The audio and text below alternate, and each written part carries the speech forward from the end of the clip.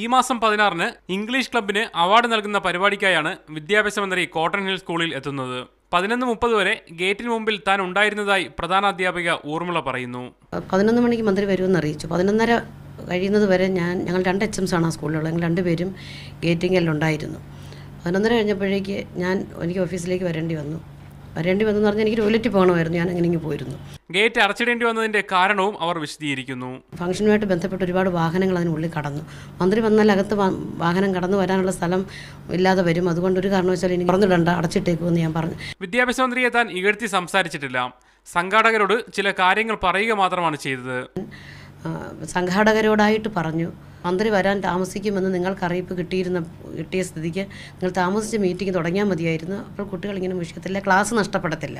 21-നാണ് memo ലഭിക്കുന്നത്. ഇതിന് മറുപടി തയ്യാറാക്കിക്കൊണ്ടിരിക്കവെയാണ് 3 ദിവസത്തിനകം സ്ഥലമാറ്റ ഉത്തരവും ലഭിക്കുന്നത്. ജാതി വിവേചനമാണ് ഈ നടപടിക്ക് പിന്നിലെന്ന് വിശ്വസിക്കുന്നതായും അവർ പറഞ്ഞു.